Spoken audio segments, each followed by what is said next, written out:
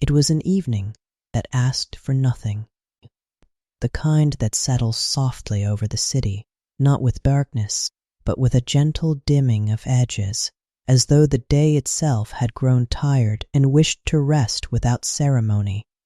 A light fog had begun to gather along Baker Street, not thick enough to obscure, but enough to soften the glow of the lamps into small halos of amber. The sounds of passing carriages arrived dulled and distant, their presence acknowledged, but never intrusive. Within the sitting room at 221B, all was calm. The fire burned low in the grate, its warmth steady rather than bright. Shadows lay quietly along the walls, untroubled by movement. The curtains had been drawn some time ago, and the familiar scent of coal, wood, and old paper gave the room a sense of continuity, of things exactly as they should be. Sherlock Holmes sat in his chair beside the hearth, his posture relaxed, his long fingers resting lightly together. His eyes were open, though not fixed upon anything in particular, as though his attention had settled somewhere inward. I had taken my usual place opposite him, a book resting in my hands, more for comfort than for reading. There are evenings, I have found, when the act of reading matters less than the presence of it. The quiet turning of pages, the weight of the book, the simple assurance that one is not alone. For some time, neither of us spoke. Outside, a carriage passed slowly. Somewhere further down the street, a door closed with a softened thud. The city was not silent, but it had grown considerate. Holmes shifted slightly in his chair. "The evening has chosen to remain unfinished," he said at last, his voice low and unhurried. I looked up from my book. "In what way?" I asked. Holmes did not answer immediately. His gaze drifted toward the curtained window, as though observing something beyond it, though nothing could be seen. "It lingers," he said, "as though waiting for something small, rather than something urgent." I smiled faintly. "That seems preferable," I said. "Indeed," Holmes replied, "small things are often the most revealing." The fire gave a quiet murmur, settling into itself.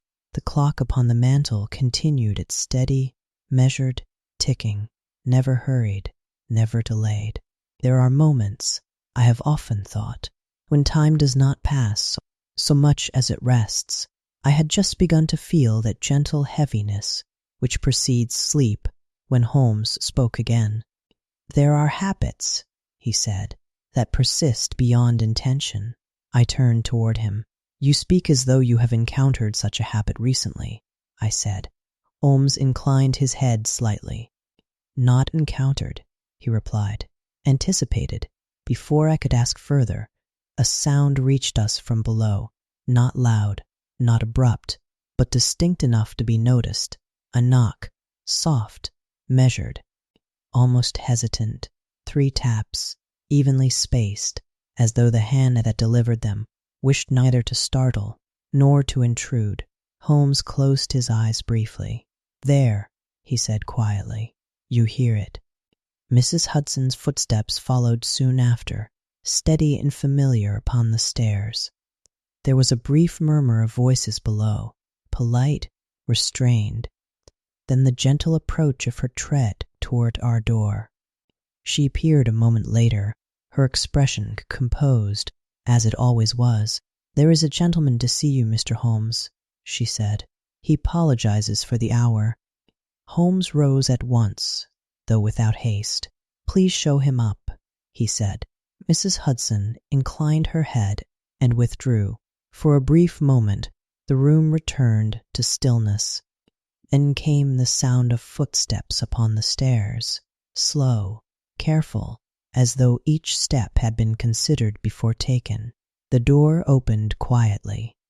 The gentleman who entered did so with a certain restraint. He was neither hurried nor uncertain, but carried the air of a man who had paused more than once before, deciding to proceed. He held his hat in both hands, not tightly, but with deliberate care. His coat was neat, his appearance orderly, though there was something in his manner that suggested not distress, but quiet unease.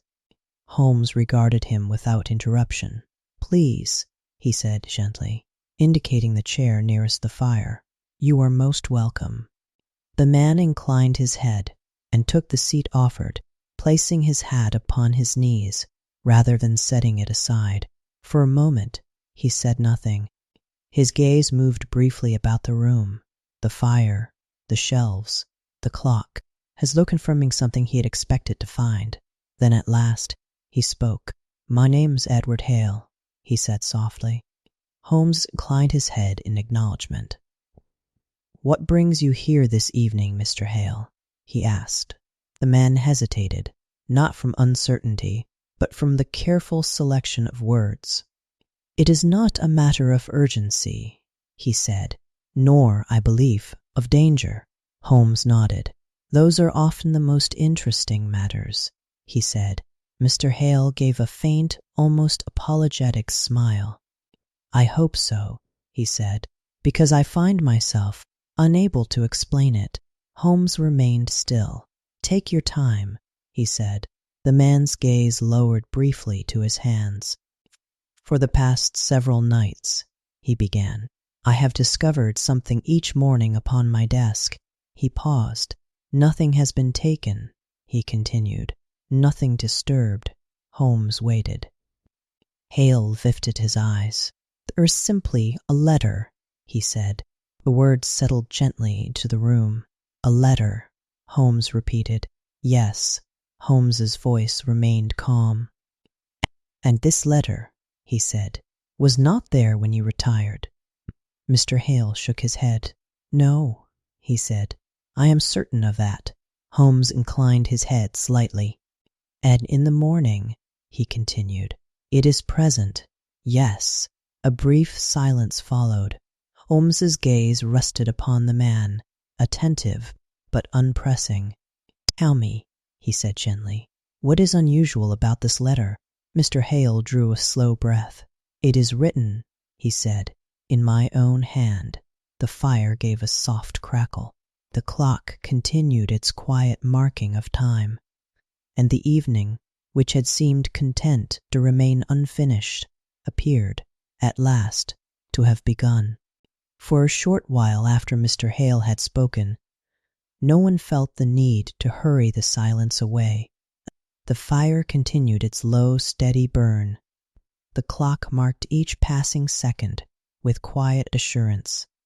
Outside, the softened city carried on, distant and undemanding.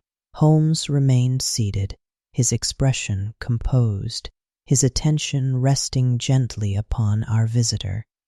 "A letter," he said at last, his voice calm. "In your own hand."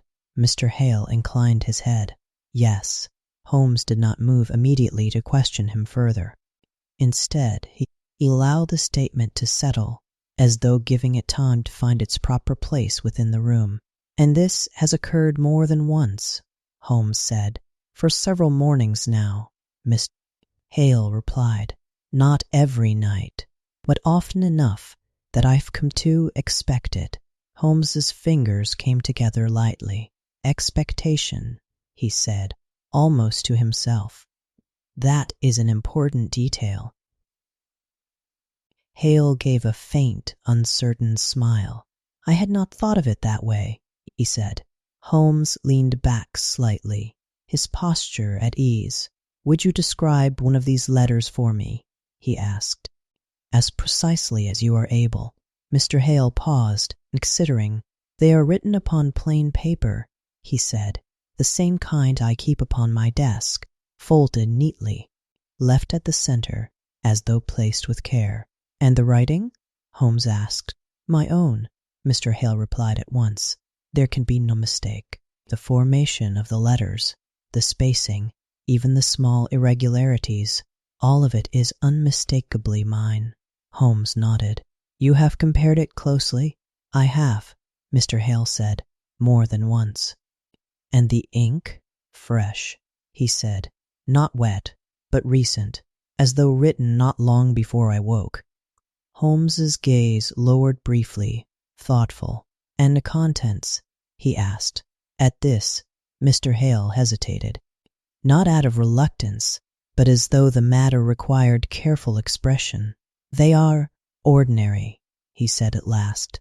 "Quiet, nothing alarming, no threats, no warnings." "Go on," Holmes said gently. "I write like correspondence," Mr. Hale continued, "as though written to someone known to me, familiar in tone, considerate." Holmes inclined his head. "And are they addressed?" "Yes." "To whom?" Holmes asked. Mr. Hale's hands shifted slightly, though his voice remained steady. "To a person I once wrote to regularly," he said. Holmes did not immediately press the point. Instead, he asked, "And do you recall writing to this person recently?" "No," Mr. Hale said. "I have not written to them for some time." "How long?" Holmes asked. Mr. Hale considered. "Long enough that the habit should have faded," he said. Holmes gave the faintest suggestion of a smile. "Habits," he said, "are not always inclined to fade when expected." The fire shifted softly, sending a brief flicker of light across the room before settling once more. I found myself watching Mr. Hale closely now. There was no agitation in his manner, no sign of fear, only a quiet uncertainty, as though he stood before something that did not fit, yet did not threaten. "You are certain," Holmes said after a moment, "that no one else has access to your rooms?" "Entirely certain," Mr. Hale replied.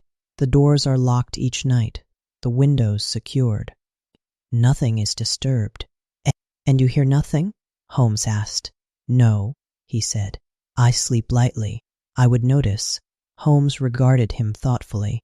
"And yet," he said, "the letters are written." "Yes." A pause followed. Holmes rose then, not abruptly, but with the same unhurried ease that marked all his movements. He crossed to the mantel and rested his hand lightly upon its edge, his gaze settling upon the clock. "There is a quality," he said, "to actions performed without awareness." Mr. Hale listened intently. "They are often precise," Holmes continued, "more so, at times, than those performed with intention." I glanced toward him. "You suggest," I said, "that Mr. Hale himself may be responsible." Holmes did not turn. "I suggest nothing yet," he replied. "I merely observe that the human mind is capable of remarkable continuity." He turned back toward us. "Tell me, Mr. Hale," he said, "how do you feel upon waking?" Mr. Hale considered the question. "Somewhat unsettled," he said, "not alarmed. Only as though something has already occurred before I am aware of it." Holmes nodded. "And when you read the letter?" Mr. Hale's expression softened slightly. "It feels familiar," he said. "That is what troubles me most. Not strange, but known." Holmes inclined his head.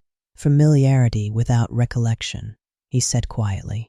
"Yes, and as often the most curious of states." He returned to his chair and resumed his seat. His posture relaxed. "Do the letters vary in length?" he asked. "They do," Mr. Hale replied. "Some are brief, others more detailed." "And their tone remains consistent?" "Yes," he said. "Always calm, always thoughtful." Holmes was silent for a moment. Then he asked, "Have you brought one with you?" Mr. Hale reached into the inner pocket of his coat. "I have," he said. He withdrew a folded sheet of paper and held it for a moment before passing it carefully to Holmes. Holmes accepted it with equal care, unfolding it slowly, as though mindful not to disturb its quiet nature. His eyes moved across the page, not quickly, but with measured attention. The room seemed to settle further as he read. The fire lowered. The clock continued its steady rhythm. Nothing demanded urgency. After a time, Holmes folded the letter once more and held it lightly between his fingers. "Yes," he said softly, "this is very precisely written." Mr. Hale watched him. "You see what I mean," he said. Holmes inclined his head. "I do." He placed the letter upon a small table beside him. "There is nothing here," he said, "that suggests intrusion." Mr. Hale's shoulders eased slightly. "No," he said. "That is why I am uncertain." Holmes's expression remained calm. "Uncertainty," he said, "is often the beginning of understanding." He glanced toward the window, though the curtains concealed the night beyond. "Tell me," he said, "do these letters arrive only in the morning?" "Yes." "Never during the day?" "Never." Holmes nodded. "Then we may be quite certain," he said, "that whatever produces them belongs to the hours between waking and sleep." Mr. Hale was silent. "And those hours," Holmes added gently, "are not always as empty as they appear." The fire gave a soft, final murmur. The clock marked another minute. And the letter, resting quietly upon the table, seemed to wait, not for explanation, but for recognition. For a time, the letter remained where Holmes had placed it. Neither he nor Mr. Hale reached for it again. It lay quietly upon the table, folded with care, as though it required no further examination, only acknowledgement. The fire had settled into a deeper glow now, its warmth steady, its light softening the edges of the room. Beyond the drawn curtains, the city continued in its distant, unhurried rhythm. Holmes sat with his hands loosely together, his gaze thoughtful but untroubled. "There are moments," he said at last, "when the absence of memory does not indicate the absence of action." Mr. Hale listened, his posture composed, his attention steady. "You believe," he said carefully, "that I have written these letters without knowing it?" Holmes inclined his head slightly. "I believe," he replied, "that the mind is capable of continuing familiar processes, even when the conscious self rests." Mr. Hale considered this.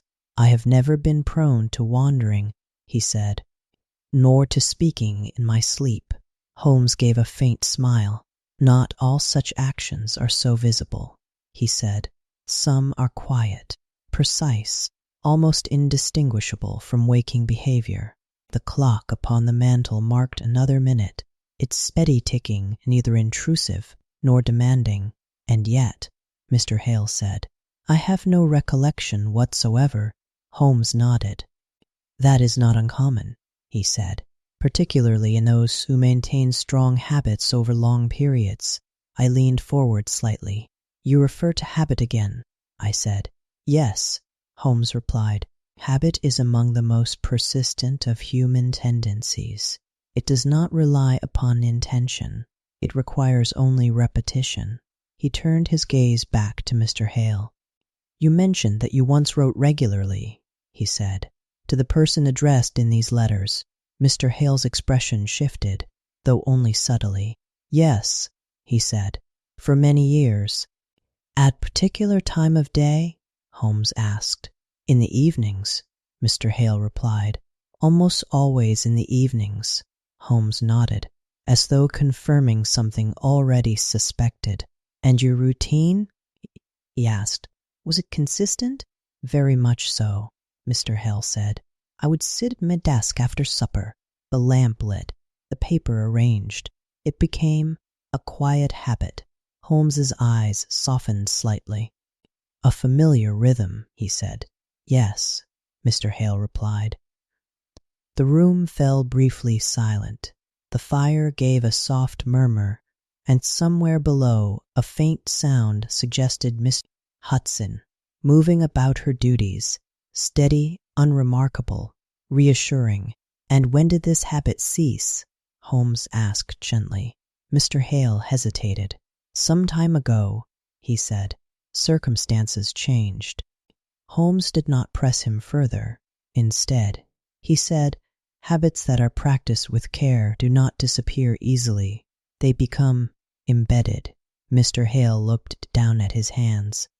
"You suggest," he said, "that I have continued this habit without intending to." Holmes inclined his head. "Not consciously," he said. but perhaps not entirely without awareness. Hale looked up. "I do not understand," he said. Holmes leaned back slightly in his chair.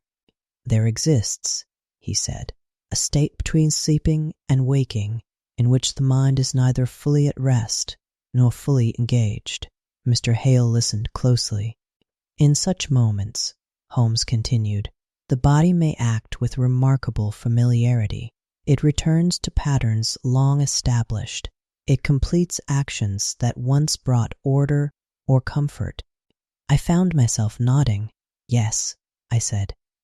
"I have known such moments, waking, yet not entirely awake." Holmes smiled faintly. "Precisely," he said. He turned again to Mr. Hale. "You sleep lightly, you said," he observed. "I do," Mr. Hale replied. "And you wake occasionally during the night." "Yes, though I rarely rise." Holmes's gaze remained steady. "Rarely," he repeated. Mr. Hale paused. "Yes," he said again, though more thoughtfully. Holmes allowed the word to settle. "It is possible," he said gently, "that you do rise, without fully waking." Hale did not immediately respond. The idea seemed neither to alarm him nor to reassure him, but simply to exist, awaiting consideration. "And I write?" he said at last. Holmes inclined his head. "You write," he said, "as you have done many times before, with care, with familiarity, without interruption." Mr. Hale drew a slow breath. "And then I return to bed," he said. "Most likely," Holmes replied. "And in the morning," Mr. Hale continued, "I find what I have written, without memory of having done so." "Yes," Holmes said. Silence followed. Not heavy, not uncertain, only quiet. Mr. Hale's gaze drifted toward the letter upon the table. "It does not feel foreign," he said after a time. "When I read it." Holmes nodded. "That is important," he said. "It feels like your own voice." "Yes, because it is," Holmes said gently. The fire settled lower still, its warmth lingering even as its light softened. "Tell me," Holmes continued, "do the letters differ in tone from those you once wrote?" Mr. Hale considered carefully. "No," he said at last. "They are much the same, thoughtful, measured." Holmes inclined his head. "Then we may conclude," he said, "that nothing new is being created." Mr. Hale looked at him. "Only continued," Holmes added. The clock marked another minute. I became aware again of the quiet rhythm of the room, the fire, the clock, the distant city, all moving in gentle continuity.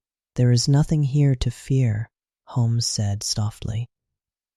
Hale's shoulders eased, if only slightly. "No," he said, "I do not feel afraid, only unsettled," Holmes observed. "Yes," Holmes gave a faint smile. "Unsettling things," he said, "are often those that are almost understood."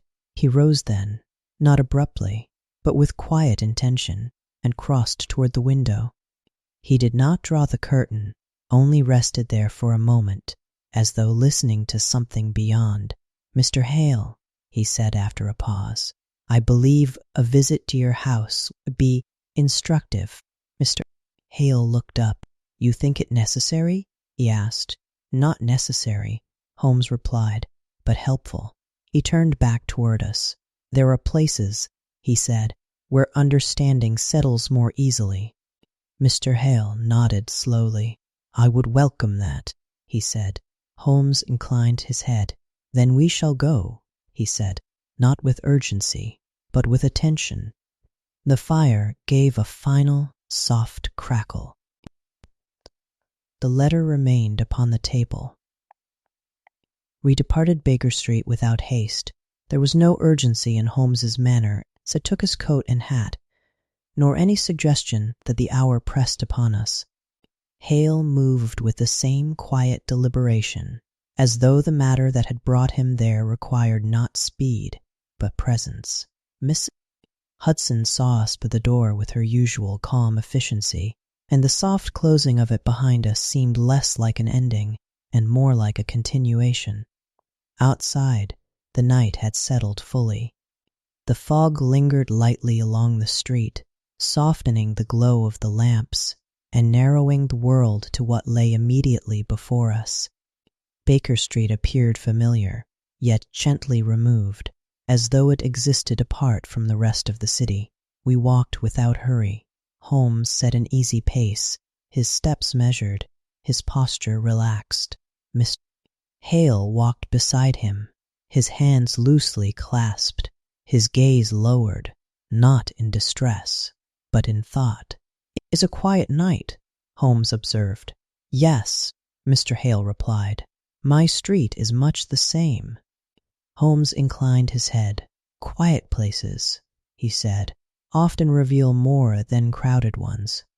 We turned gradually away from the broader thoroughfare and into narrower streets, where the sounds of the city diminished further. Reverberant first debats became the most distinct sound, steady and unintrusive. After some time, Mr. Hale slowed slightly. "We are nearly there," he said. The street he indicated was modest and orderly. A row of narrow houses stood close together, their facades uniform, their windows darkened or softly lit from within. Nothing about the place called attention to itself. Holmes paused for a moment before proceeding. "Unassuming," he said quietly. "Yes," Mr. Hale replied. "It has always suited me." He produced a key and opened the door with a practiced ease. The lock yielded without resistance, the motion smooth and familiar. Inside, the air was still, not cold, but settled, as though the house had been waiting without expectation. Mr. Hale lit a lamp in the entryway, and its glow revealed a space kept with careful simplicity. There were no unnecessary objects, no signs of disorder. Everything appeared considered and then left undisturbed. "This way," he said softly. He led us into a small room at the front of the house. It was there, I think, that the nature of the place became most apparent. The sitting room, or study perhaps, was arranged with a precision that did not feel forced, but practiced. A chair stood near the desk, angled slightly inward. The desk itself was cleared, save for a neat stack of paper, an ink bottle, and a pen resting exactly where one might expect it to be. Nothing was out of place, and yet there was a subtle impression that it had been used. Holmes stepped forward, not to examine, but to observe. "This is where you write," he said. "Yes," Hale replied. "Each evening. I once did." Holmes nodded. The desk stood in quiet readiness. The paper was aligned, the pen placed carefully beside it, the ink bottle closed, but not tightly, as though it had been handled recently. Though no one recalled doing so, Holmes did not touch these things. Instead, he allowed his gaze to move across them slowly, taking in not their condition, but their relationship to one another. "There is no sign of disturbance," he said. "No," Mr. Hale replied. "That is what troubles me." Holmes gave a faint smile. "It need not trouble you," he said. "Order is rarely a cause for alarm." He moved slightly to one side, considering the chair. "You find the letters here," he said. "Yes," Mr. Hale replied. "Always here, centered upon the desk." Holmes inclined his head. "Placed," he said, "not left." Mr. Hale looked at him. "Yes," he said quietly, "placed." The distinction seemed to matter. The room remained still around us. There were no sounds from outside, no movement within the house. Even our presence seemed not to disturb it, as though it had accepted us without question. Holmes turned slightly, his attention now on the lamp. "You light this each evening?" he asked. "I did," Mr. Hale said. "It was part of the routine. And now? I rarely use this room after dark." Holmes nodded. "And yet," he said, "it continues to be used." Mr. Hale did not answer immediately. His gaze rested upon the desk. "Yes," he said at last. Holmes stepped closer, not to inspect, but to stand beside it. "There is a quality," he said, "to spaces that are returned to." Mr. Hale listened. "They do not forget their purpose," Holmes continued, "even when that purpose is no longer consciously enacted." I found myself looking more closely now.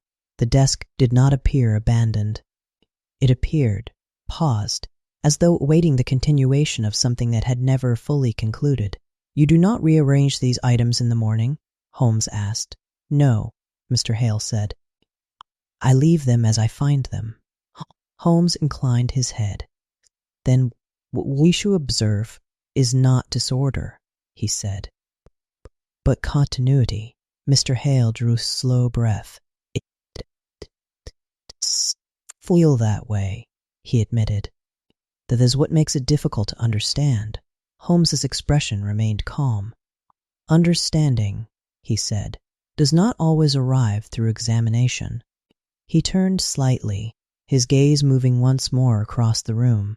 "Sometimes," he added, "it arrives through recognition."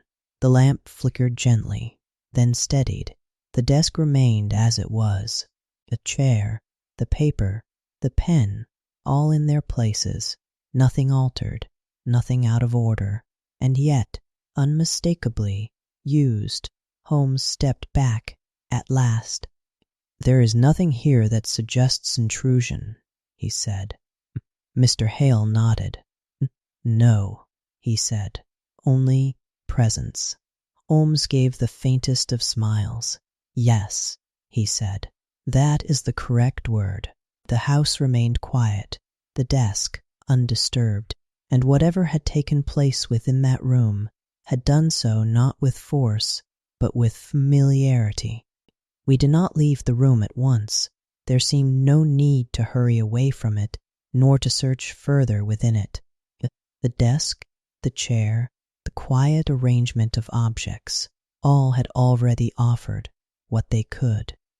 Holmes remained standing for a time, his attention resting not upon any single detail, but upon the room as a whole. "It is consistent," he said at last. Mr. Hale looked toward him. "In what way?" he asked. Holmes turned slightly, his gaze calm. "In its restraint," he replied. "Nothing here is excessive, nothing out of place. The room follows a pattern and maintains it." Hale nodded slowly. "Yes," he said, "it always has." Holmes inclined his head. "And it continues to do so," he added. The lamp burned steadily now, its light warm, but contained. It did not reach far into the corners, but what it did illuminate, it revealed clearly. "There are no signs of interruption," Holmes said, "no evidence that the pattern has been broken." Hale's hands rested lightly together. "And yet," he said, "something is occurring." Holmes gave a faint smile. "Yes," he said, "something is continuing." The distinction settled quietly between them. I moved a little closer to the desk, not to examine it, but simply to observe. There was a sense, not strong, but present, that the room held a rhythm of its own, not something visible, but something repeated. "You mentioned," Holmes said, "that the letters do not appear every night." "That is correct," Mr. Hale replied. "Have you noticed any regularity in their appearance?" Holmes asked. Mr. Hale paused, considering. "At first, I believed them to be random," he said, "but in recent days, I have begun to sense a pattern." Holmes inclined his head slightly. "Go on," he said. "They appear," Mr. Hale continued, "after evenings when I have remained here longer than usual." Holmes's gaze sharpened, though only gently. "In this room?" he asked. "Yes." "And what do you do during those evenings?" Holmes asked. Mr. Hale looked toward the desk. "I sit," he said. "Sometimes I read. Sometimes I simply remain, as I once did." Holmes nodded. "And the letters follow such evenings?" "Yes." A brief silence followed. Holmes stepped slowly round the desk, his movement unhurried, his attention quiet. "Then we may conclude," he said, "that the pattern begins not at night, but in the evening." Mr. Hale listened. "The act of returning to this room," Holmes continued, "reestablishes something." "A habit," I said. "Yes," Holmes replied, "a habit long practiced and not entirely forgotten." Mr. Hale's gaze remained upon the desk. "It does feel familiar," he said, "even now." Holmes inclined his head. "That is because familiarity has not left you," he said. "It has only changed its expression. The fire was not present here, as it had been at Baker Street, yet the room possessed its own quiet warmth, not from flame, but from order, from repetition." "Tell me," Holmes said, "when you sit here in the evenings, do you ever find your thoughts returning to those earlier routines?" Mr. Hale considered carefully. "Yes," he said, "though not deliberately. It happens without effort." Holmes nodded. "And do you remain here long?" he asked. "Long enough," Mr. Hale replied. "Long enough for the room to feel as it once did." Holmes gave the faintest smile. "Then it is not surprising," he said, "that the pattern continues." Mr. Hale looked up. "You mean, I begin something," he said, "and complete it later?" Holmes inclined his head. "That is one way of describing it," he said. The lamp flickered slightly, then steadied once more. The desk remained untouched. And yet the sense of use, of quiet continuation, did not diminish. "There are rhythms," Holmes said, "that do not require conscious awareness. Once established, they persist beneath it." Hale was silent for a moment. "And the letters," he said at last, "they follow this rhythm." "Yes," Holmes replied, "they are not interruptions. They are conclusions." The words seemed to settle deeply. "Conclusions," Mr. Hale repeated softly. Holmes nodded. "The evening begins the process," he said. "The night completes it." Mr. Hale drew a slow breath. "And the morning reveals it," he said. "Yes," Holmes replied. The room fell still once more, not empty, not uncertain, but settled. I became aware then of how little had been required of us. No search, no disturbance, only attention and the recognition of what had always been present. "It is a gentle pattern," Holmes said quietly. Mr. Hale nodded. "Yes," he said, "it is." Holmes turned toward the door. "There is nothing further to be learned here tonight," he said. "The pattern is clear enough." Mr. Hale did not immediately move. His gaze lingered upon the desk. "It feels different now," he said. Holmes looked at him. "In what way?" "Less uncertain," Mr. Hale replied. Holmes inclined his head. "Understanding," he said, "has a way of softening what once seemed unclear." Mr. Hale gave a faint, thoughtful nod. "Yes," he said. We made our way toward the door, leaving the room as we had found it. The lamp remained lit, the desk remained prepared. Nothing altered, nothing disturbed, and yet something had shifted, not within the room, but within the way it was seen. As we stepped back into the quiet of the hallway, I found myself reflecting that this case, unlike many others, did not ask to be solved. It asked only to be recognized, and in that recognition, the pattern, which had once seemed uncertain, had begun, gently, to make sense. We did not leave the house at once. Mr. Hale paused in the hallway, his hand resting lightly against the wall, as though reacquainting himself with a place long known, yet newly understood. Holmes did not hurry him. There are moments, I have observed, when stillness serves better than movement, and this was one of them. "The pattern is clear," Holmes said, quietly, "but its origin remains unspoken." Mr. Hale inclined his head slightly. "Yes," he said, "I believe it does." Holmes waited. The house remained silent around us, not empty, but settled, as though it had no objection to what was about to be said. Mr. Hale drew a slow breath. "The letters," he began, "are addressed to my wife." He spoke the words without strain, not as a revelation, but as a simple truth. Holmes inclined his head, acknowledging it without comment. "You wrote to her often," he said. "Every evening," Mr. Hale replied. "It became our habit." A quiet one, but a constant one. Holmes's gaze softened slightly.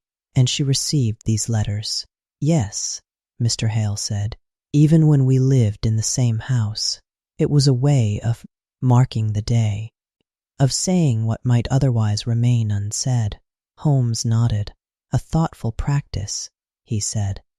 Mr. Hale gave a faint smile. "It brought a sense of completion," he said, "no matter how ordinary the day had been."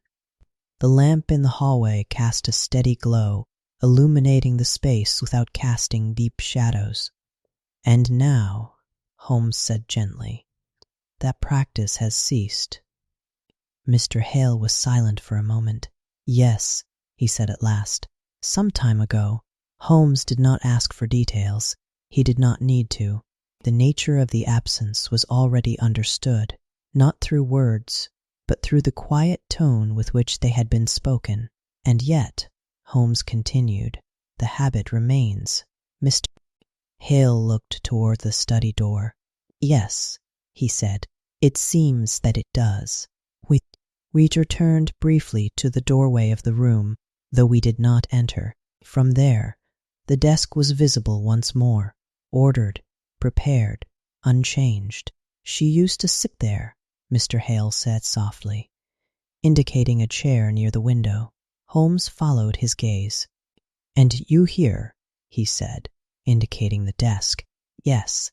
Mr. Hale's voice remained calm, though there was a quiet depth to it now.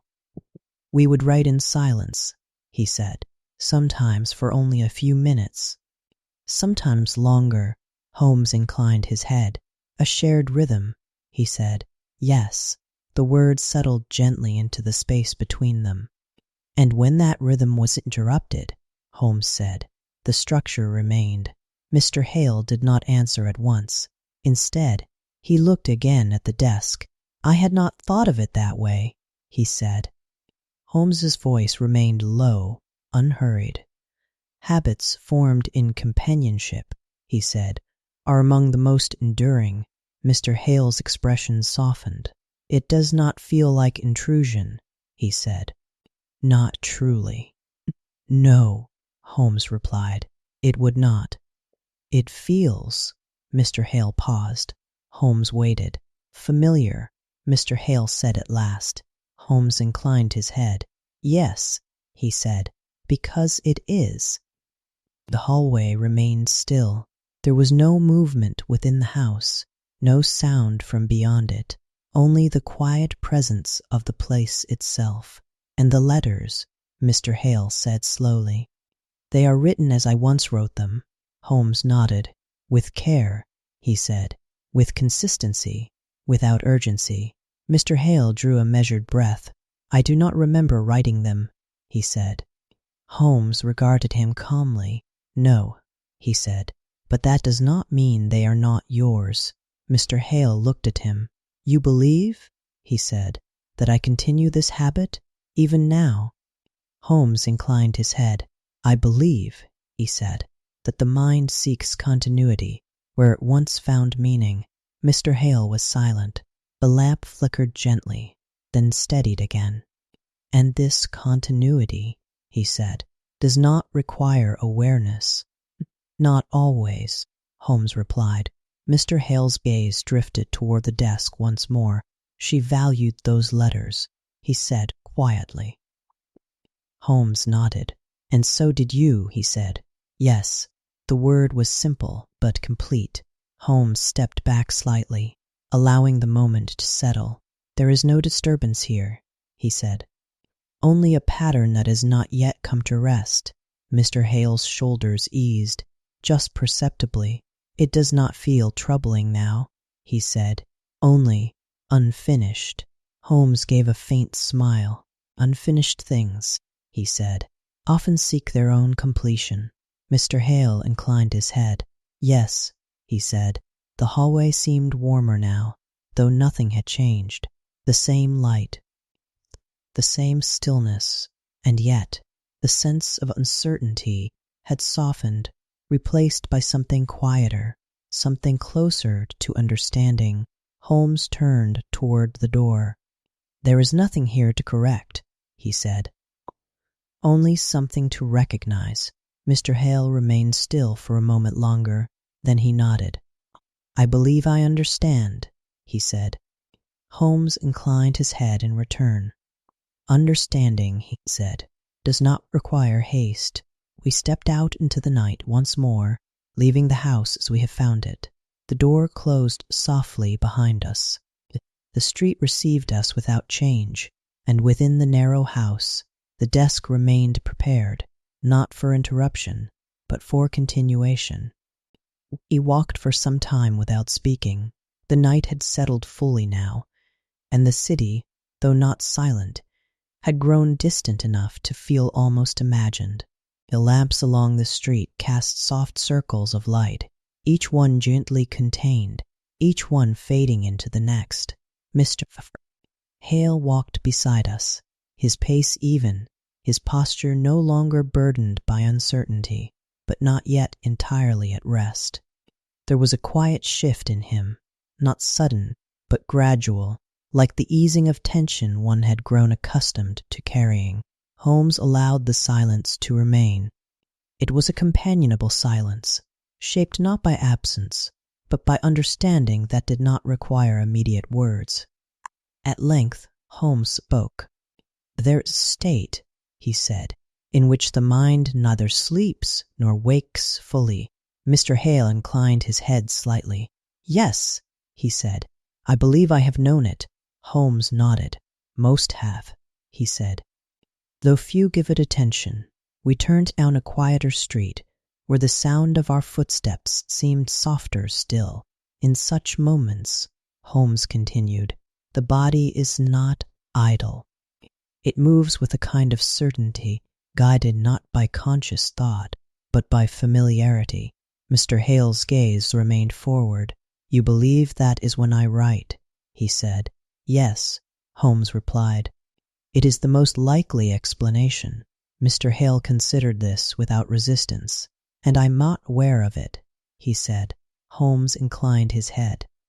Not in the way one is aware of deliberate action, he said, but not entirely unaware either. Mr. Hale looked at him. I do not understand the distinction, he said. Holmes slowed slightly, as though allowing the rhythm of the walk to align with the thought. There are actions, he said, that are performed without the need for conscious direction. Consider walking a familiar path. One may arrive without recalling each step taken. Yes, Mr. Hale said, that is true.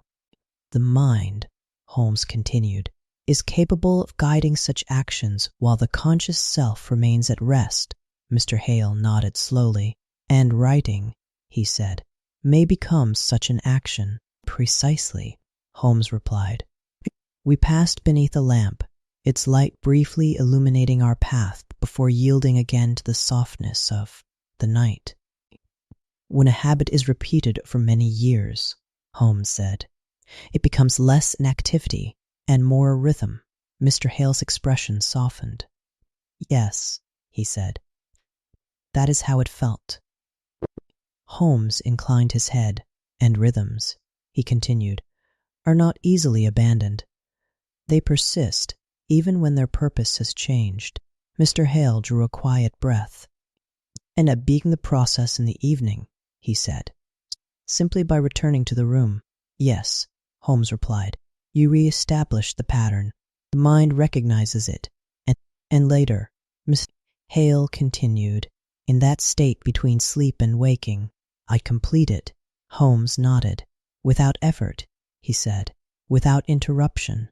Mr. Hale was silent for a moment. And the letters, he said, are not new thoughts.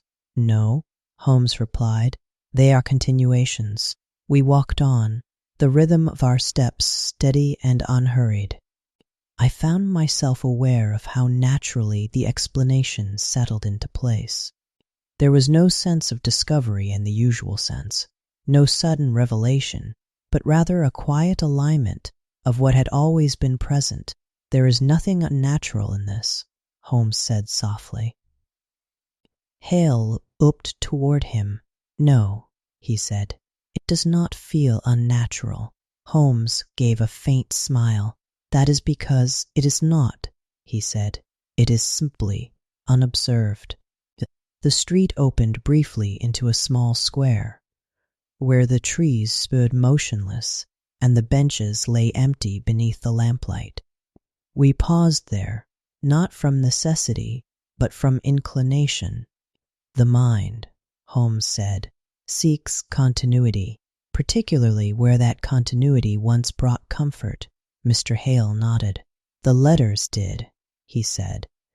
They marked the end of each day and provided closure, Holmes added. Yes. Holmes rested his hand lightly upon the back of a bench. When such closure is no longer consciously performed, he said, the mind may continue to seek it. Mr. Hale considered this. And so I write, he said. Yes, Holmes replied. Not because you intend to, but because the pattern remains incomplete. Mr. Hale's gaze drifted toward the quiet square. It does not feel like loss, he said after a moment. Not exactly. Holmes inclined his head. No, he said. It feels like continuation. Mr. Hale drew a slow breath. Yes, he said. That is closer to it. The night remained still around us. No sound intruded. No movement demanded attention. And now that I understand this, Mr. Hale said, what will happen? Holmes considered. Possibly nothing, he said. Possibly the same pattern will continue for a time. Mr. Hale looked at him. And then? Holmes's voice was gentle. And then, he said, as awareness settles, the pattern will begin to change. Hale nodded slowly. Yes, he said, that seems reasonable. Holmes gave a faint smile. Habits, he said, do not end abruptly. They ease. We resumed our walk. The streets gradually returned us toward Baker Street, though the path itself seemed of little importance. It was the movement, the steady, unhurried motion, that carried the thought forward. There is nothing to prevent the letters, Holmes said, nor is there anything that requires them. Mr. Hale considered this. They will end when they are no longer needed, he said. Yes, Holmes replied. The simplicity of the statement seemed to bring with it a quiet sense of resolution. We reached Baker Street without remark, the familiar door waiting us, as it always had. Holmes paused before entering. Mr. Hale, he said, you have nothing to correct. Mr. Hale met his gaze. Only something to understand, he said. Holmes inclined his head. Yes. The door opened softly. The warmth of the sitting room received us once more. And as we stepped inside, I found myself reflecting that this case, which had begun with uncertainty, was unfolding not toward an answer, but toward recognition. A recognition that required no effort, only the gentle awareness of it had always been there, waiting quietly, between sleep and waking. The following evening arrived with the same quiet assurance as the last. There was no urgency in it, no sense that anything required resolution. And yet, beneath its calm surface, there was the faint impression that something had shifted, not in the world itself, but in the way it was being observed. At Baker Street, the fire burned low and steady. Holmes sat near the window, the curtain drawn back just enough to admit the softened glow of the street lamp beyond. I had taken my place opposite him. The room once again settled into its familiar stillness. Mr. Hale arrived shortly after dusk. His manner was much as before, measured, composed, but there was a subtle difference. The uncertainty that had accompanied him the previous evening had softened. In its place was something quieter. Not certainty, but readiness. Holmes greeted him without formality and indicated the chair nearest the fire. "You have come with something to tell us," he said. Mr. Hale inclined his head and seated himself. "Yes," he said. "There was another letter this morning." Holmes did not appear surprised. "I expected as much," he said gently. "And this letter, was it like the others?" Mr. Hale paused. "In many ways, yes," he said. "But it was longer." Holmes leaned back slightly, his attention steady. "Longer?" he repeated. "Yes," Hale said, "more complete, as though it continued beyond where the others had ended." The fire gave a soft murmur. "And did it feel unfamiliar?" Holmes asked. Mr. Hale shook his head. "No," he said. "That is the strange part. It felt entirely my own." Holmes inclined his head. "As it would," he said. Mr. Hale reached into his coat and withdrew the folded paper once more. "I brought it," he said. Holmes accepted the letter and unfolded it slowly. His eyes moved across the page with the same measured attention as before. There was no haste in his reading, no sudden shift in expression, only a quiet focus. The room seemed to settle further as he read. The clock marked the passing seconds. The fire burned low. Nothing intruded. After a time, Holmes folded the letter again and held it lightly. "This," he said, "is approaching completion." Mr. Hale looked at him. "In what sense?" he asked. Holmes placed the letter upon the table between them. "In the sense that it no longer begins and ends in uncertainty," he said. "It moves towards something." Hale's gaze rested upon the folded paper. "Yes," he said softly, "I felt that." Holmes regarded him. "You are beginning to recognize your own voice," he said. Mr. Hale gave a faint nod. "Yes." The word carried with it a quiet acceptance. "And when you read it this morning," Holmes continued, "what did you feel?" Mr. Hale considered carefully. "Not confusion," he said. "Not as before." Holmes waited. "Something closer to familiarity," Mr. Hale said, "as though I had almost remember writing it." Holmes inclined his head. "That's an important change," he said. The lamp flickered gently, then steadied once more. "The boundary between waking and sleeping," Holmes continued, "is not fixed. It shifts gradually." Mr. Hale listened. "As awareness increases," Holmes said, "the distinction becomes less pronounced." Mr. Hale nodded. "And the action becomes clearer," he said. "Yes," Holmes replied, "not all at once, but in part." I found myself watching him closely now. There was no tension in his expression, no sign of distress, only a quiet engagement, as though he were observing himself with the same calm attention Holmes had shown from the beginning. "The letter," Mr. Hale said, "felt different." Holmes inclined his head. "In what way?" he asked. "It did not seem to begin abruptly," Mr. Hale said, "nor end prematurely." Holmes nodded. "It followed complete thought," he said. "Yes." The words settled gently.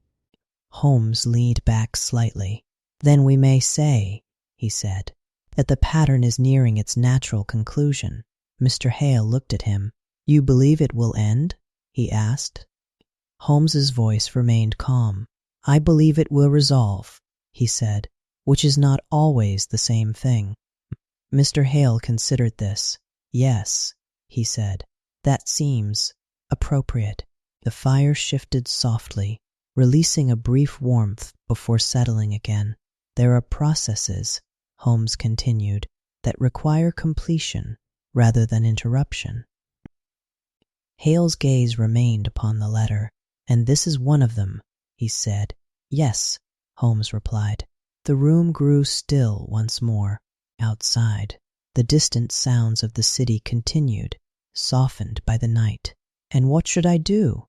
Mr. Hale asked after a time. Holmes regarded him quietly. "Nothing abrupt," he said. "Nothing forced." Mr. Hale nodded. "That is what I hoped you would say." Holmes gave a faint smile. "Allow the process to continue," he said, "but observe it gently." Mr. Hale drew a slow breath. "Yes," he said. "I believe I can do that." Holmes inclined his head.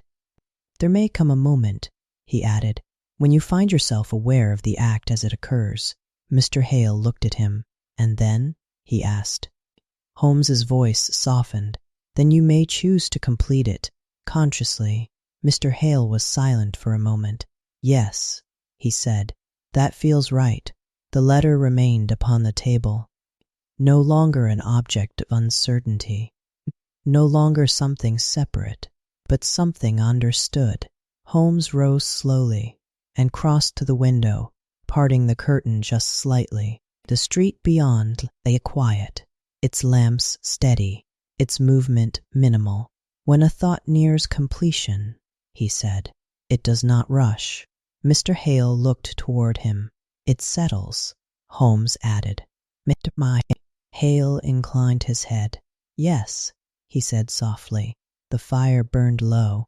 The clock marked another minute. And the letter, which had once seemed to arrive without origin, now rested quietly, not as mystery, but as something nearing its end. The evening that followed arrived without distinction. There was no signal to mark it as different from those that had come before. The same gentle dimming of light, the same quiet settling of the city, the same unhurried rhythm that asked for nothing and offered everything. And yet, within that familiar calm, something had shifted, not outwardly, but inwardly. At Baker Street, the fire burned as it always had, low and steady.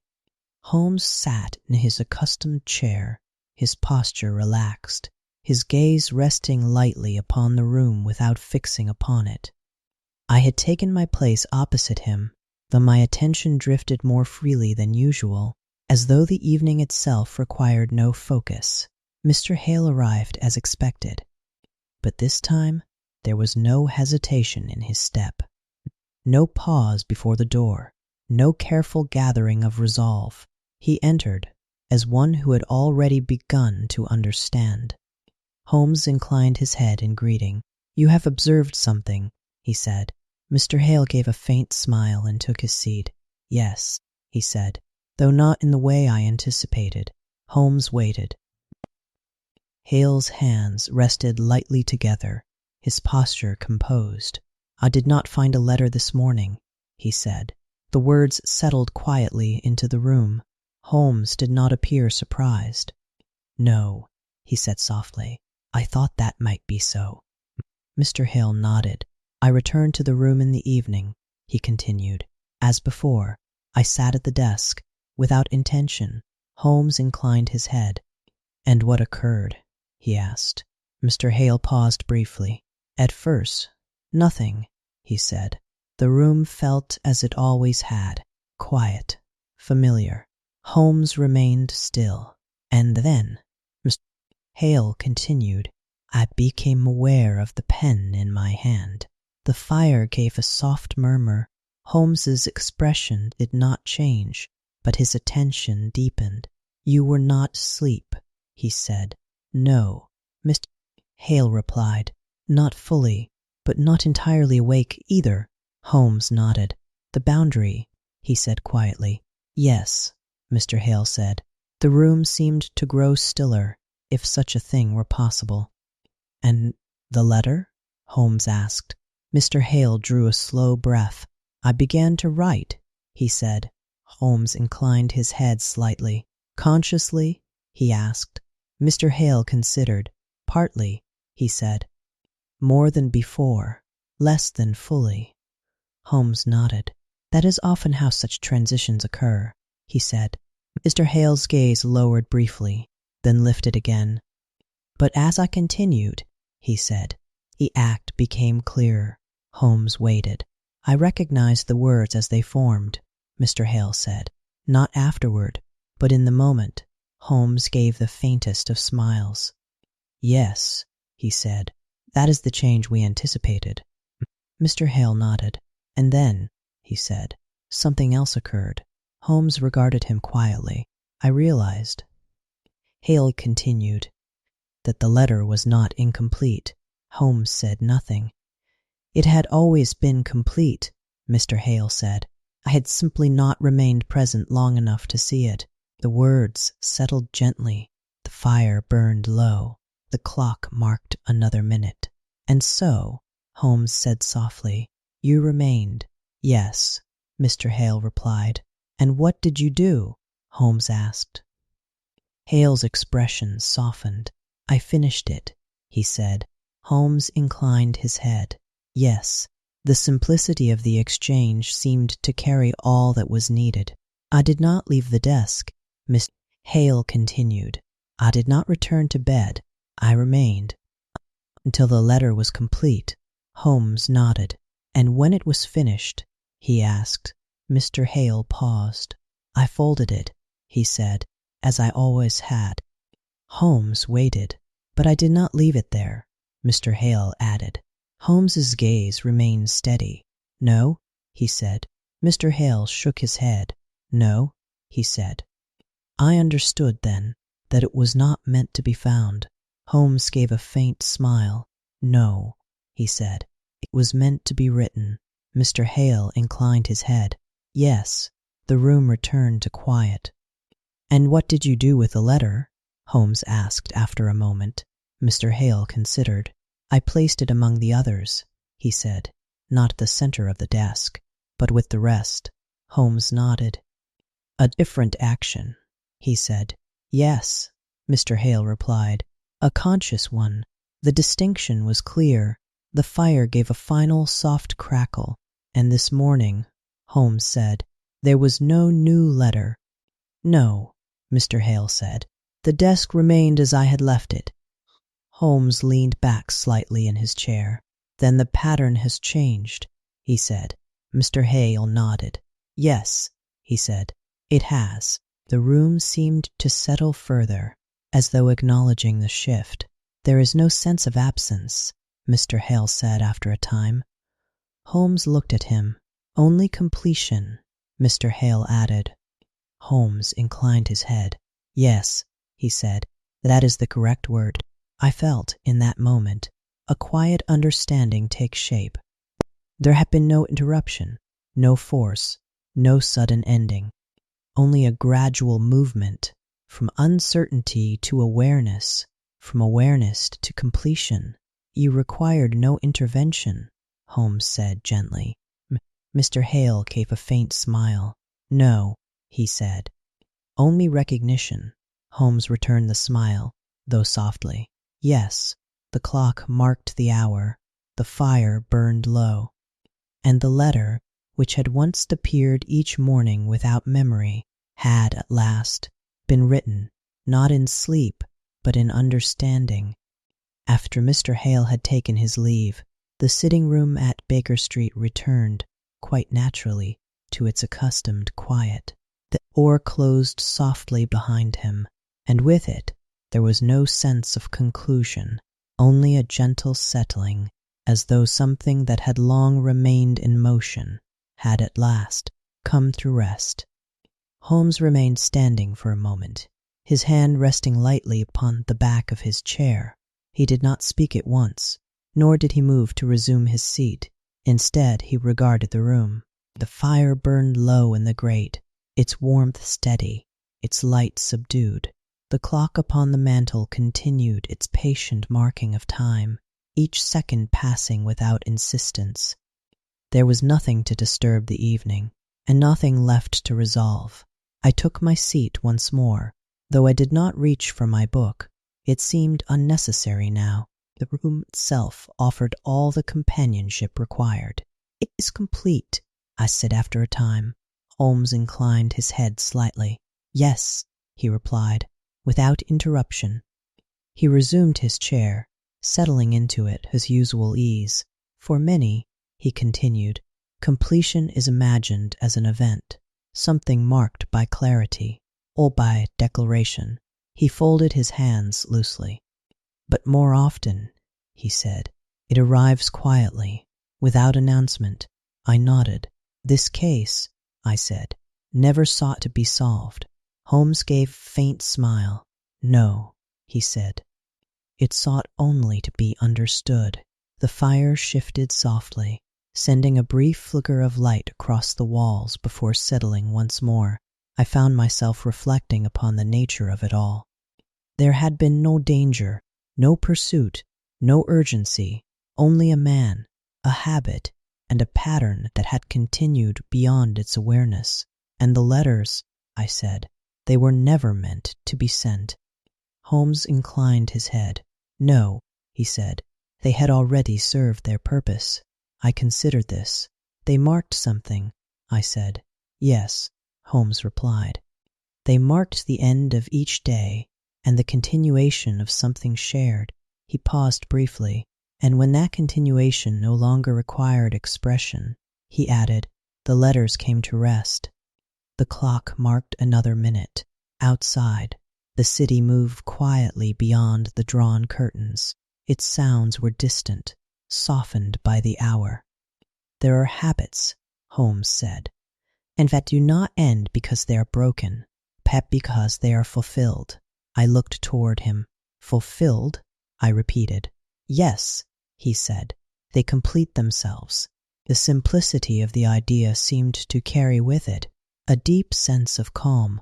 Holmes reached for his violin, lifting it gently from its place beside him. For a moment he held it without playing, his fingers resting lightly along its neck. Music, he said, is much the same. In what way? I asked. There are phrases, replied, that do not require continuation. Once they have resolved, he set the bow across the strings, but did not yet draw it. They end, he said, not because they are stopped, but because they have arrived. The fire burned lower still, its warmth lingering even as its light dimmed. And Mr. Hale, I said, has arrived. Holmes inclined his head. Yes. A quiet silence followed, not empty, not uncertain, but complete. Holmes drew the bow gently across the strings, producing a soft, unhurried note that filled the room without overwhelming it. The sound rose and fell naturally, as though it belonged not only to the instrument, but to the evening itself. He played only briefly, just enough. Then he lowered the violin once more. There is nothing left to send, he said quietly. I felt the truth of it settle. The letters, which had once appeared each morning without memory, had not been messages awaiting delivery. They had been expressions awaiting completion, and now they were complete. The clock marked the hour. The fire gave a final, gentle murmur, and the room, faithful to its nature, remained exactly as it had always been. Calm, ordered, and at rest. As I prepared to retire, I paused for a moment at the doorway and looked back. Holmes sat quietly in his chair, his gaze unfocused, his posture at ease. There was nothing in his expression to suggest effort or strain, only a quiet attentiveness and the absence of anything requiring it. I closed the door softly behind me. And within the stillness of Baker Street, the night continued, unbroken, undisturbed, and complete.